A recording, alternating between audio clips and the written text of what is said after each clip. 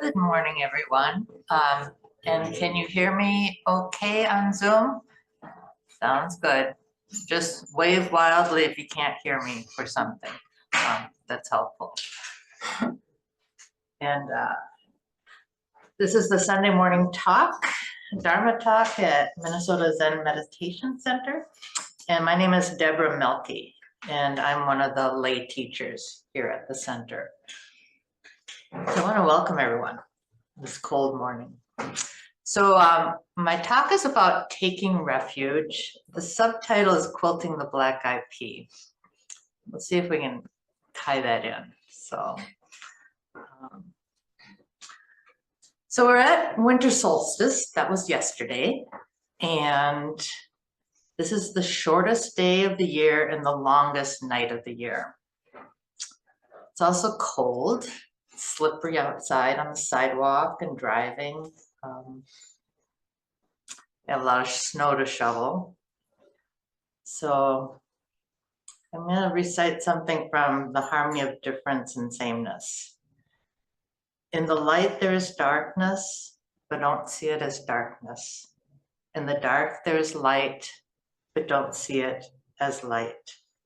Light and dark oppose each other like the front and back foot walking. And I want to thank Jay for reminding me to look up the exact quote of that. So thank you, Jay. We've just celebrated Buddha's enlightenment at the beginning of this month. It's with what we call Rahatsu, which is a week-long retreat from 6 in the morning till 9 at night. Also, if you get a chance, Ann Balkley gave really a lovely talk about this on December 1st, and you can find that on the website or on the podcast for the Zen Center. And Christians are celebrating the birth of Jesus this coming week. Hanukkah is celebrated this year from December 25th at night to January 2nd. Kwanzaa is celebrated from December 26th to January 1st. And I think there are many other celebrations for this solstice time. A lot of people just celebrate solstice itself. But many of us get depressed too with the shorter daylight hours, and there can be a sense of loneliness from either isolation or even just not feeling belonging to the celebrations, belonging to the happiness, even when we're surrounded by family and acquaintances. People come together and people feel left out in the cold and dark. So I want to talk today about taking refuge. We chant the 3 refuges in Sanskrit at the end of every Rahatsu day. And the combination of voices, the changing pitch of the chant is so calming and so welcoming at the end of the day. And chanting, this is one of the really special times of Rahatsu, and something I really look forward to every year. I'm not going to chant it together here because it seems to belong at the end of a long day of meditation in the dark. But we'll get a chance to chant it in English later. So we take refuge in Buddha, we take refuge in Dharma, and we take refuge in Sangha. And this is repeated 2 more times in the Sanskrit chant. Taking refuge in Buddha. Traditionally, this means taking refuge in the teacher, which includes Buddha and our guiding teachers here. We take refuge in Dharma. This is taking refuge in the teachings, Buddha's teachings. And we take refuge in Sangha, taking refuge in the Buddhist community of practitioners. There are very traditional approaches to this form of taking refuge, almost like taking vows or taking precepts. And this requires a fair amount of commitment. We also talk about the triple treasures of Buddha, Dharma, and Sangha, and not turning our back on these. But today I want to expand this a bit and discuss how taking refuge in Buddha, Dharma, Sangha is something we can use in our everyday lives. So I started with Googling the definition of refuge. Okay, and here's what I came up with. Refuge, a condition of being safe or sheltered from pursuit, danger, or trouble. A place that gives protection or shelter from danger, trouble, unhappiness, etc. Synonyms are shelter, haven, retreat, sanctuary, abode, dwelling, rest, port, hermitage, and mooring, among others. So, starting with taking refuge in Buddha. So, Buddha is not just the historical person 2,500 years ago. That sometimes the stories about Buddha are almost more mythological than really historical. But he was also known as thusness, or one who has gone beyond. When we take refuge in Buddha, we're also taking refuge in thusness and going beyond our limited idea of self and our everyday lives of suffering.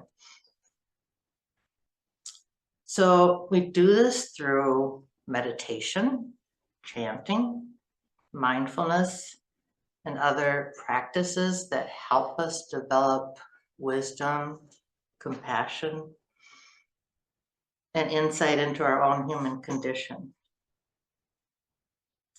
And taking refuge in Buddha can be about opening ourselves up to what we kind of refer to as big mind, the ultimate emptiness.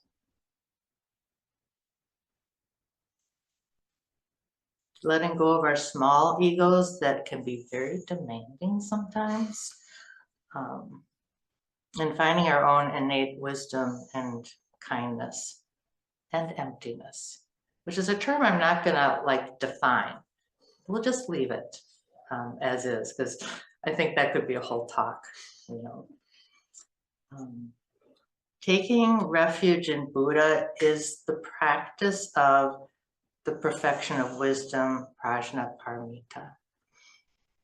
And all of this is indescribable, non-conceptual. We chant the Heart Sutra together, the sutra that denies all attributes and concepts that we hold. Form is emptiness, and emptiness is form. All dharmas are marked by emptiness. They neither arise nor cease, are neither defiled or pure, neither increase nor decrease. And that's from the Heart of Great Perfect Wisdom Sutra, the sutra about compassion. So in the end, we're left with nothing to hold on to. There is the perfection of wisdom, the source for all compassion. And we're taking refuge in Buddha by letting go entirely of everything we sense, perceive, understand, and think about. This is not your usual sense of refuge as something that's solid, protective, and permanent. This is refuge in letting go. Our Buddhist teachers are the ancestors and guiding teachers here at MZMC.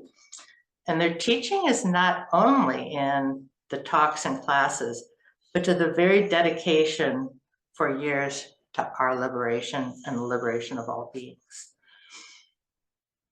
Leading retreats, weekly meditation, and all the effort to make this a welcoming and safe place for all of us. A place to do our own practices. For that, I'm very grateful. And our other teachers are everything in the world around us, good and bad. We take refuge in nature, our families, children, friends. But I think we should be a little bit careful about trying to take refuge in distractions. That may not be so helpful. And we can also overdo it by taking refuge in a way to avoid our problems. This is not about avoiding the problems of the world or our lives. So this I take, this is a koan. Just going to read it, I'm not going to explain it. The national master is once asked by a monk, "What is the mind of eternal Buddhas?" The master says, "Fences, walls, tiles, and pebbles." And Rosemary, this one's for you. Oh, I gotta get my book. Because it reminds me of you. In a good way. You sound surprised.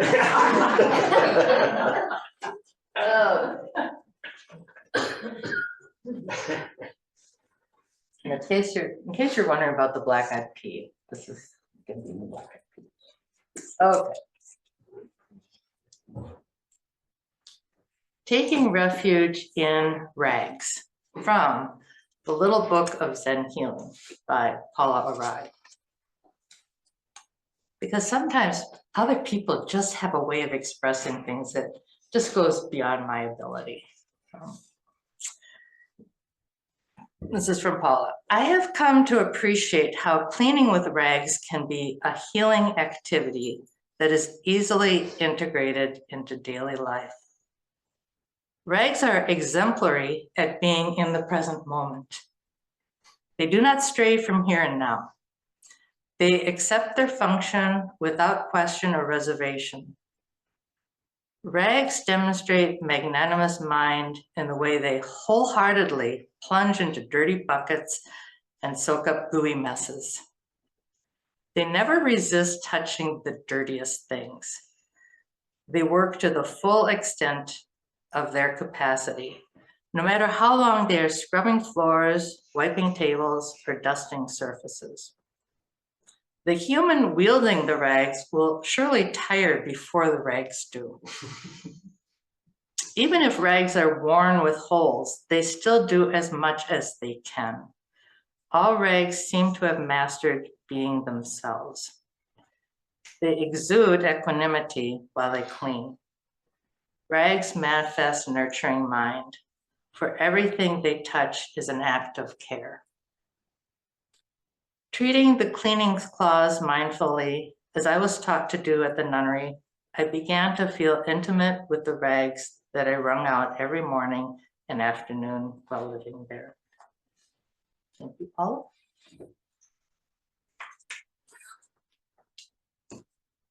We are also our own teachers. By paying attention, noticing our mistakes, and seeing how greed, hatred, and delusion cause our suffering. When we see this in ourselves, we can also notice how this causes suffering in others.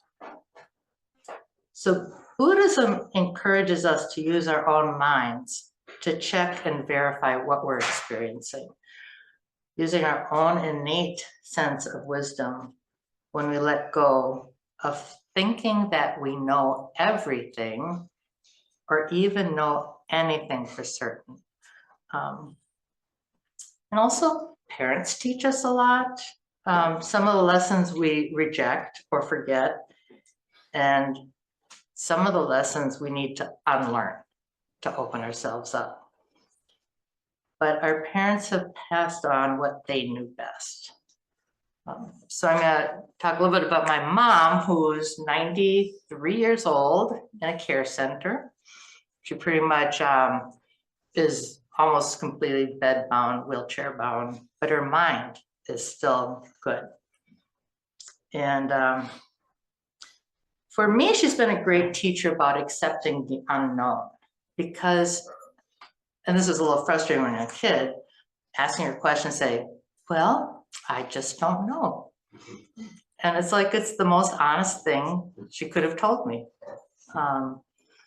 And she's really a very thoughtful agnostic and has been for years, even though she goes to church for social reasons. But she's gradually losing her attachment to the world around her and her own health as she's closer to dying. And she says, I don't need to learn anything anymore. Unfortunately, she got a new remote control for her TV. So the janitor's helping her learn how to use that.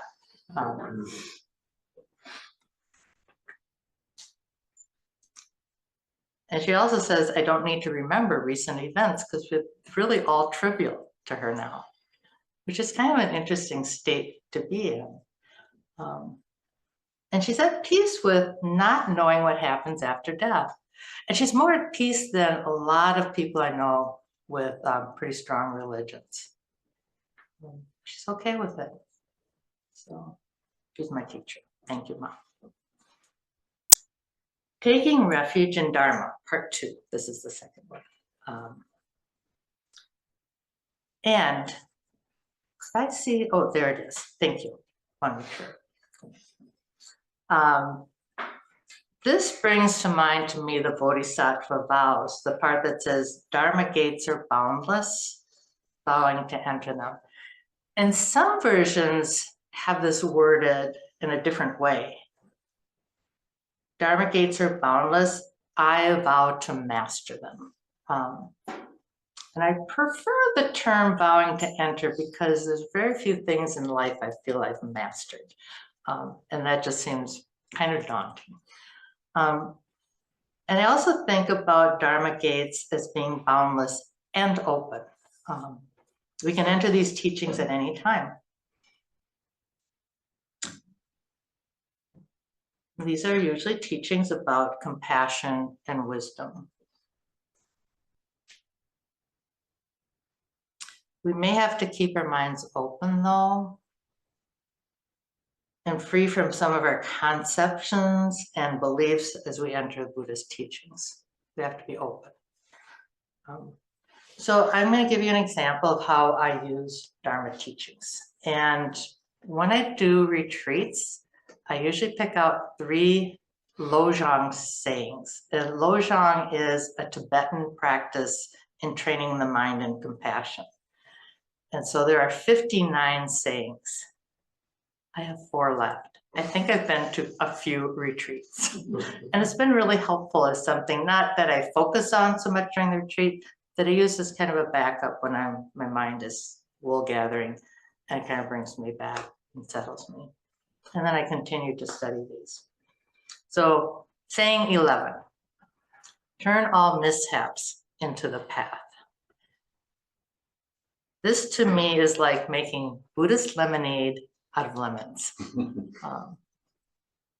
And the Buddhist sweetener I use is kindness, patience, and effort.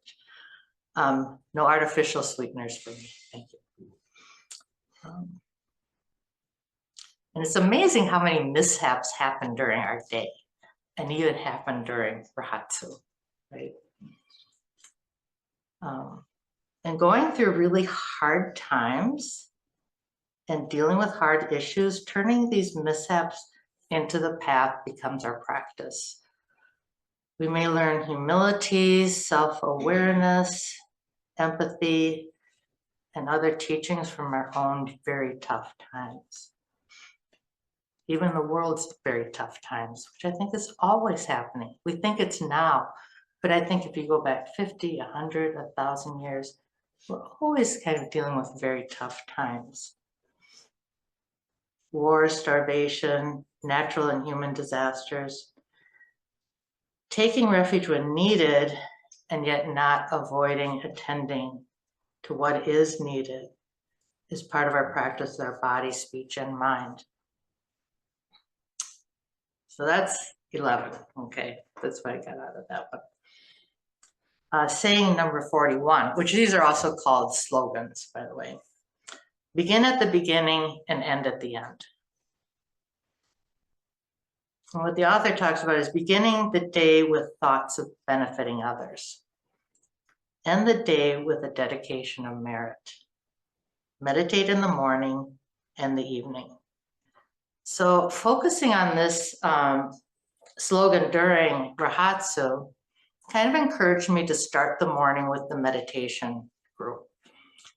Where I did Rahatsu on Zoom this year because there are a lot of things I had to take care of. So start the morning and end the day. So this was my practice during Rahatsu. And there's several others on Zoom, and it felt really supportive. It felt supportive to be there. Begin at the day with dedication of merit, or thinking about benefiting others. Now, the dedication of merit at night, I was thinking, you know, I don't really do that. I don't have that as a practice. I need to explore that. But now I'm thinking that I do it in my own way, just not using that terminology.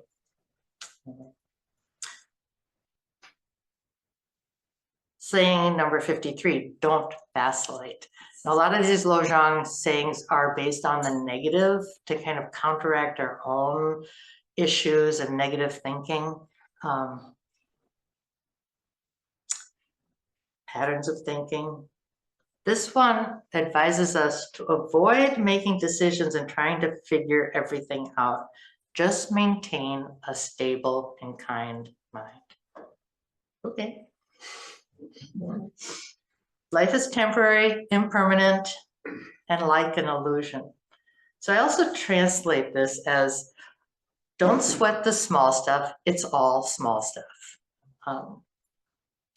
And this is a nice saying to have with you when you're struggling during meditation with thoughts and planning, or why am I doing this instead of doing the other important things in life? Just work at maintaining a stable and kind mind and let the confusion work itself out.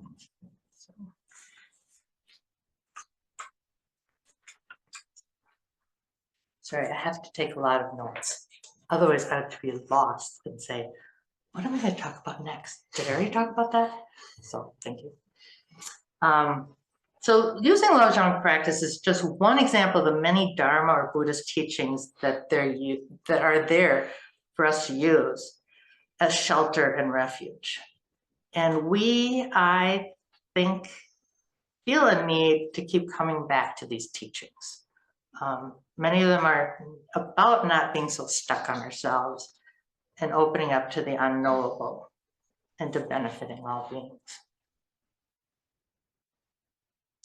We also, as part of our teachings, make friends, take care of others, read books, study nature, pay attention to our own feelings, thoughts, and bodies as sources for teaching. So my next part is poems for me are a source of refuge.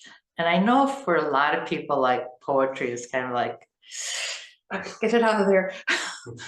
But I think this, because I don't have a favorite poet, but I do have favorite poems. And they tend to be ones that are fairly easy to understand, not real obtuse. So this is where we talk about quilting the black-eyed pea. And this is one of my favorite poems. I'm not going to read the entire poem because it's a pretty long one, but I'm going to read a few sections here.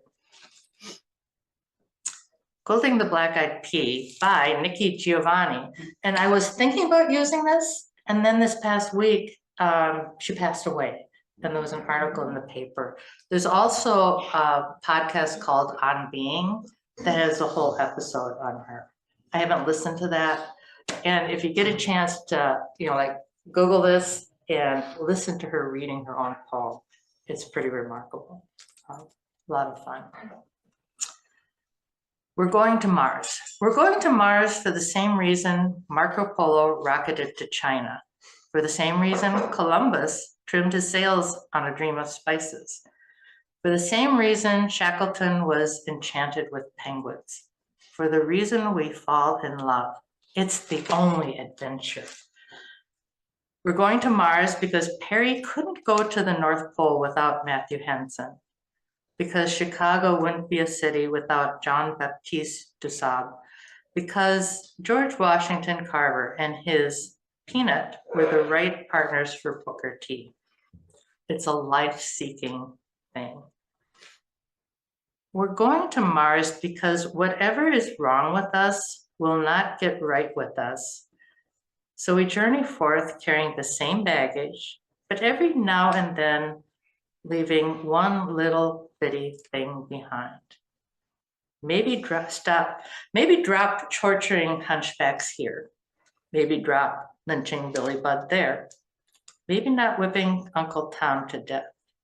Maybe resisting global war. One day looking for prejudice to slip. One day looking for hatred to tumble by the wayside. One day, maybe the whole community will no longer be vested in who sleeps with whom. Maybe one day the Jewish community will be at rest. The Christian community will be content. The Muslim community will be at peace. And all the rest of us will get great meals at holy days and learn new songs and sing in harmony. We're going to Mars because it gives us a reason to change. If Mars came here, it would be ugly. Nations would band together to hunt down and kill Martians. And being the stupid, undeserving life forms that we are, we would also hunt down and kill what would be termed Martian sympathizers. As if the fugitive slave law wasn't bad enough then, as if the so-called war on terrorism isn't pitiful now. When do we learn? And what does it take to teach us things cannot be? What we want, when we want, as we want. Other people have ideas and inputs. And why won't they leave Rat Brown alone? The future is ours to take. We're going to Mars because we have the hardware to do it. We have rockets and fuel and money and stuff. And the only reason NASA is holding back is they don't know if what they send out will be what they get back.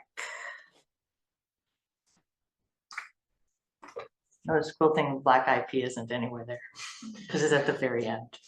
And I still don't understand it. But that's okay, that's poetry. So my last section is, and it's a short one, taking refuge in Sangha. So we find joy and comfort when we take refuge in Sangha. Support for our individual practice and connection with the wider Sangha. So Sangha can be termed the community of Buddhist practitioners, but I also expand this. So some of our connections are built by coming together on Sundays and Tuesdays for meditation, talks, attending retreats together, taking classes together, and anything we do to help out at the Zen Center. And I've felt a tremendous amount of support for my practice over the past 15 years here.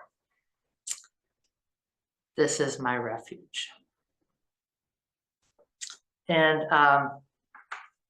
at our recent Rehatsu retreat, even though I was only attending on Zoom, I could see the attendees here really connecting and a lot of support given to each other. And I felt that these and the people on Zoom that I was with, we kind of had a regular group in the morning and evening, felt like they were my Dharma brothers and sisters. And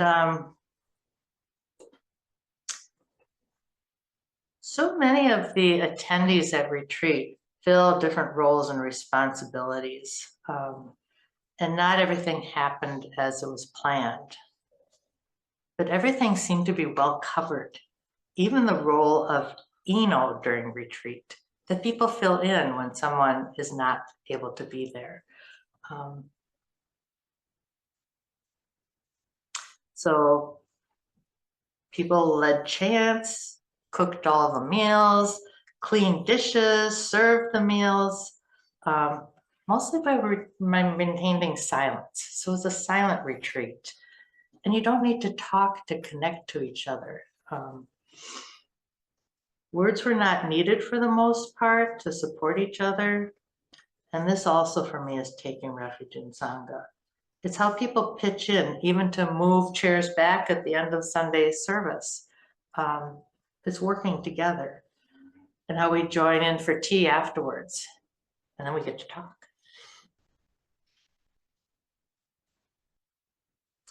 So Anne, in her talk on December 1st, talks about continuous practice, and that even people that weren't able to or did not attend Rahatsu, we're still doing Rahatsu.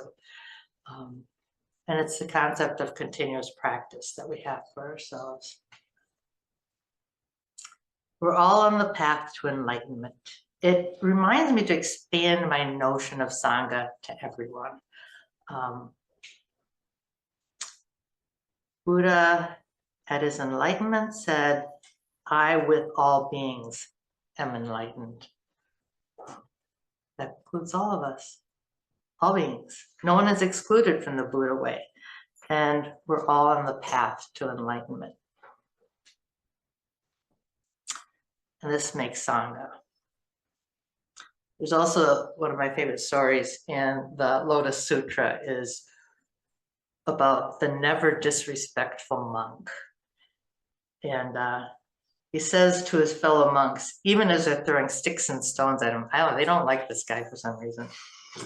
I will never disrespect you because you will all be future Buddhas. I will never disrespect you because you'll all be future Buddhas. But I kind of have a hard time respecting certain people and beings, I'll admit that. And I have a hard time seeing that all of us are on the Buddha way, but I'll accept that. And taking refuge in Sangha helps me with finding acceptance of people with different views, points of view from my own, and not always trying to figure out who's wrong or right, but looking at how we all respond to our own suffering, with an understanding that greed, hatred, and delusion are the basis, the part that's causing the suffering.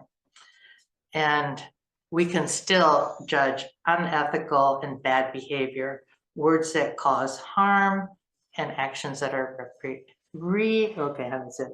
reprehensible. Thank you. But we have different understandings of how this comes about and how we ourselves are not immune from being wrong and making mistakes. So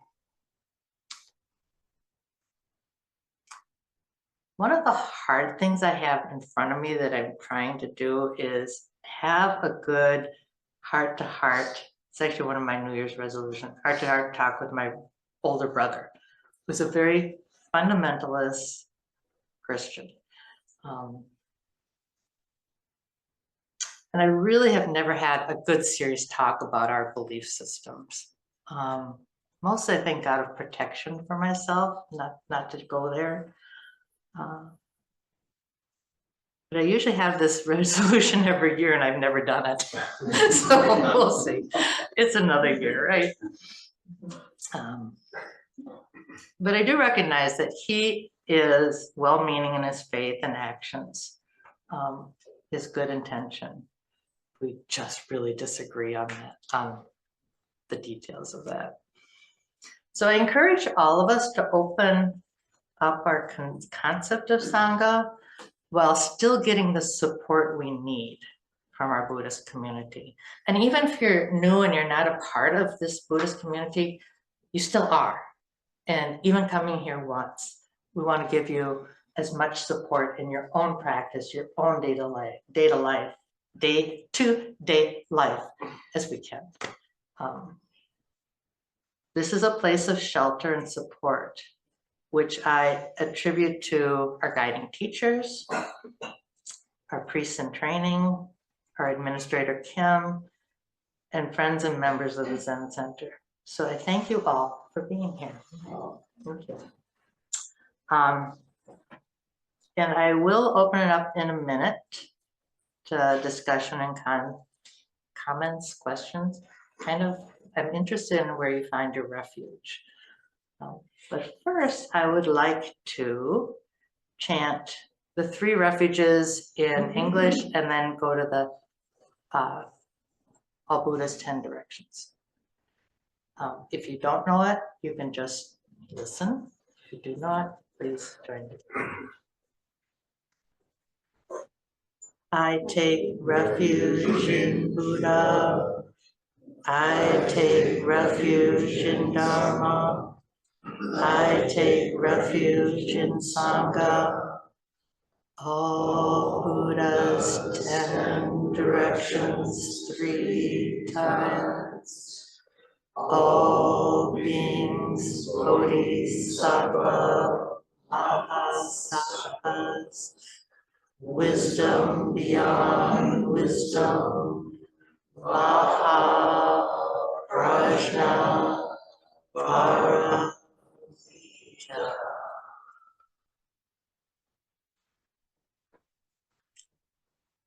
That's what I do at night, and I think that's my form of dedication of merit.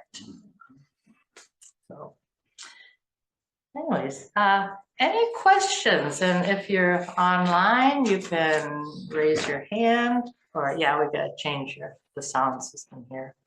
Okay. Comments? And Steve, I'm counting on you.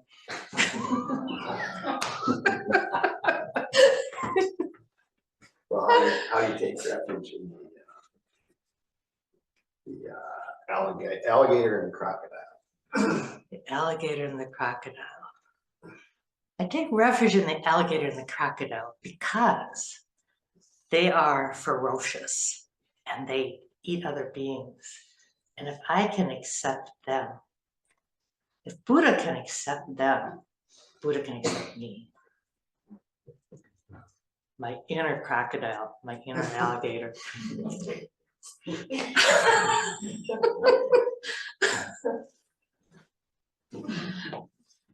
Okay.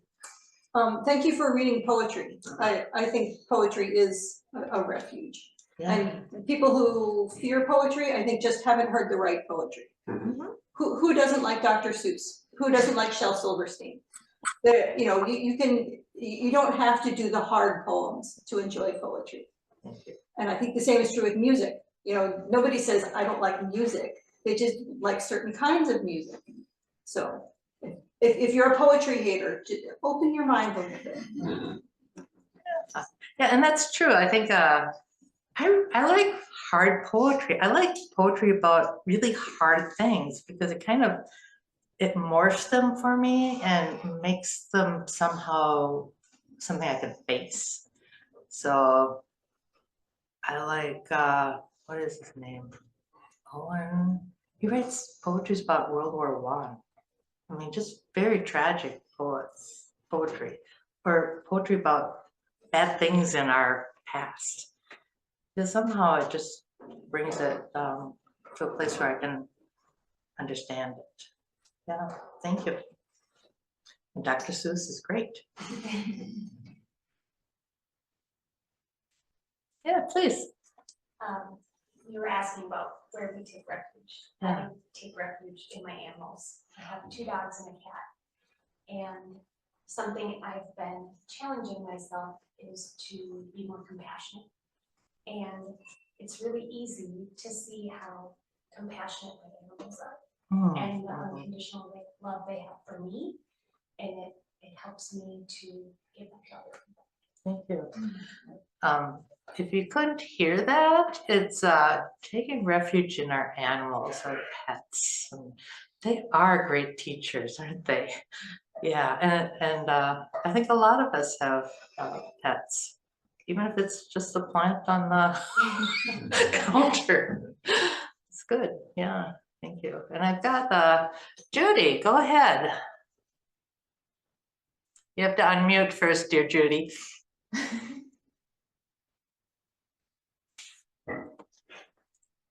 Yeah, sometimes it's hard to find it. Oh, we're gonna get some help here. Oh, There we go. there you go. Okay, Thank you so much for this talk. This is a time of year when I feel even more than usual kind of isolated.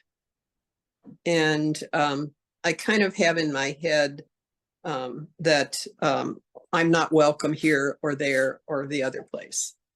And it's kind of built into me. It's an internal thing. And to hear your talk this morning and to hear the poetry this morning is just kind of like it's just very healing for me. Because I know that this feeling that I have, this ongoing feeling that I have that I don't fit into this or I don't fit into that is something that requires connection. And when I opened a connection, either in 12 steps or at Zen Center, it opens my heart. And your talk this morning just really helped me with that. So I really thank you for this.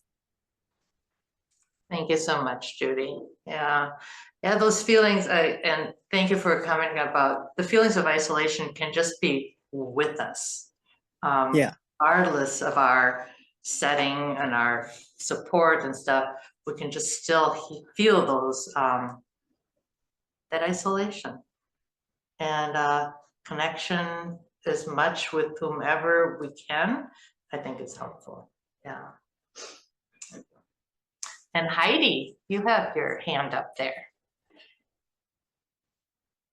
Yeah, I heard you say something about when you were speaking about taking refuge in the Dharma, about, and I don't think these were your words, but how we try to work things out and understand things, but learning how to take refuge in uncertainty can be important. And I wondered if you could flesh that out a bit. Yeah, I'll try.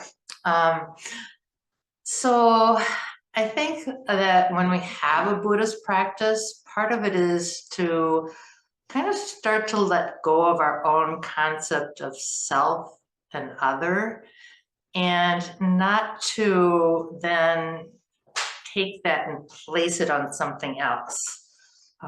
Just to try to keep that open and experience our day-to-day lives, take in these sensations, perceptions, our thoughts, our beliefs, and kind of re-look at them as maybe not being so concrete and opening up to that. Because we really, I think, tend to want to hold on to something that's secure and real and will never let us down. But that might be a little bit of an illusion. And taking refuge in openness is always there, but it's not something that we can build a house on, you know.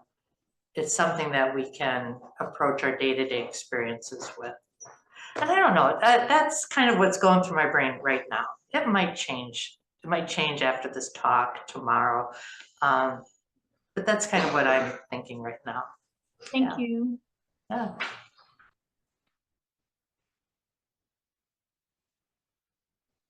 Yes, please, Julian. Thank you for your talk. I find it taking refuge in certain parts of the treasure comes much more easily to me than others. And I wonder if you could speak a little bit to how to proceed with practice when taking refuge in certain parts is easy, and taking refuge in other parts is hard.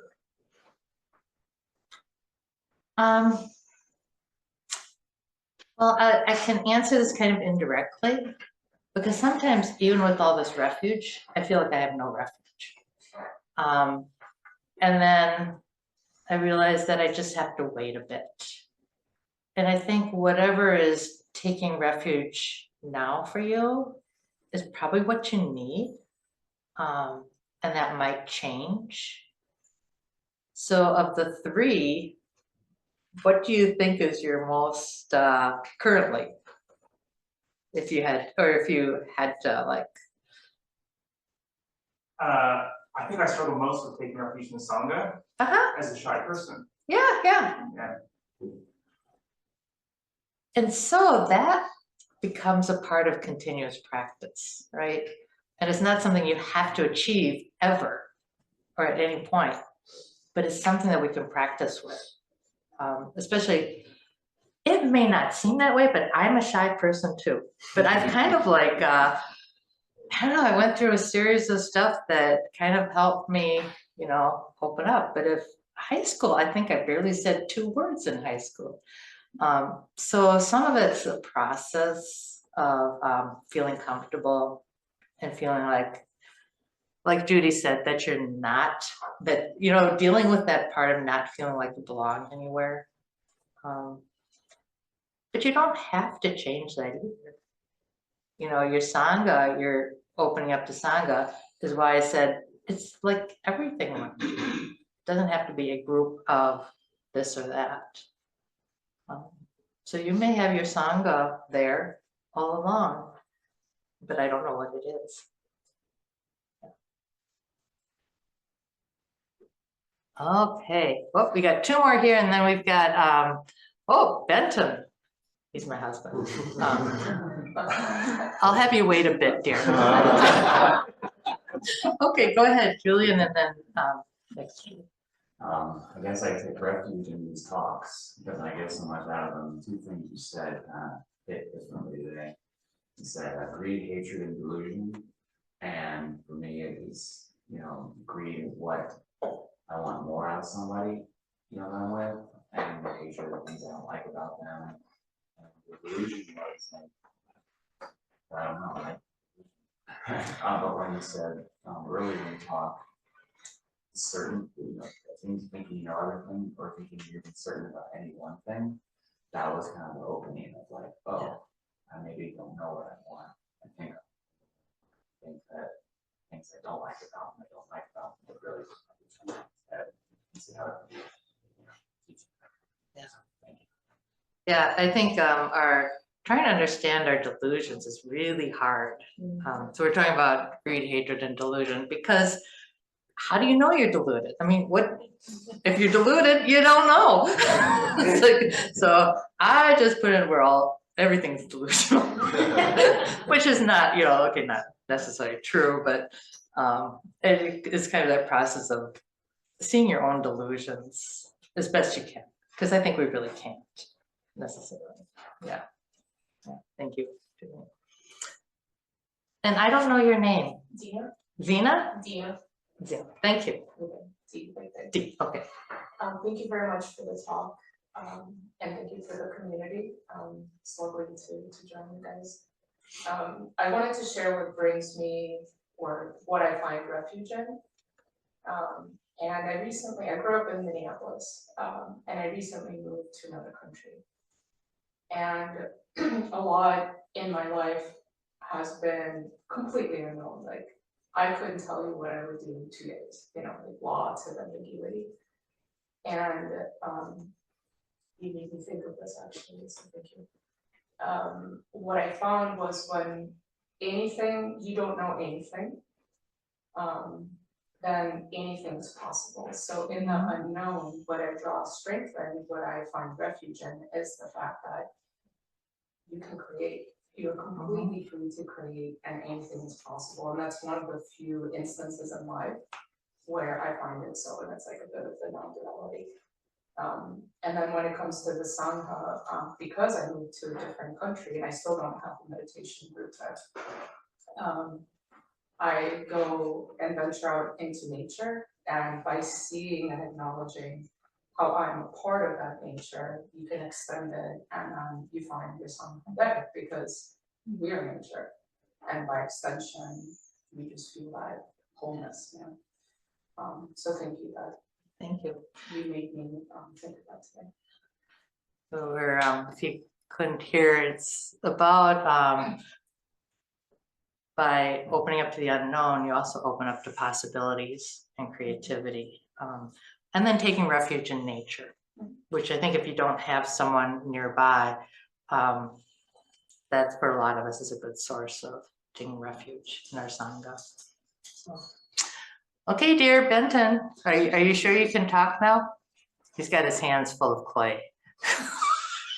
He does pottery. Oh, okay, I'm gonna tattle him. He does pottery when he's listening to these talks.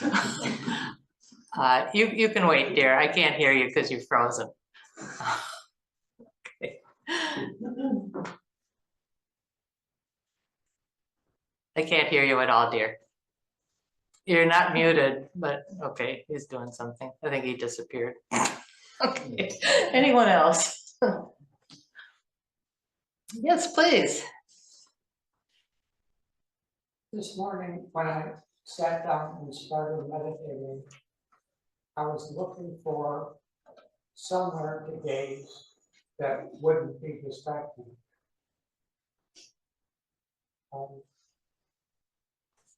It changed too fast to identify anything in particular.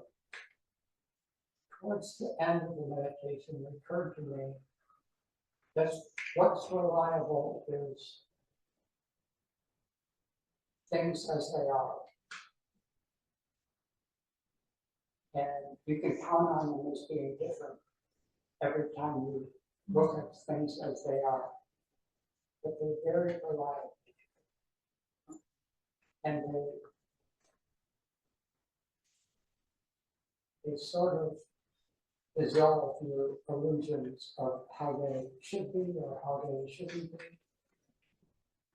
Or who you are, or who you are not, or if you have a you.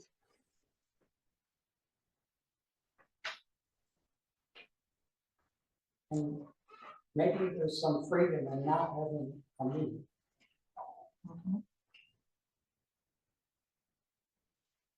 Thank you. I think with that, we will go on to announcements and then do the Bodhisattva vows at the end. But thank you, Dan, because taking refuge in things as they are, and you don't have to make judgments. Thank you.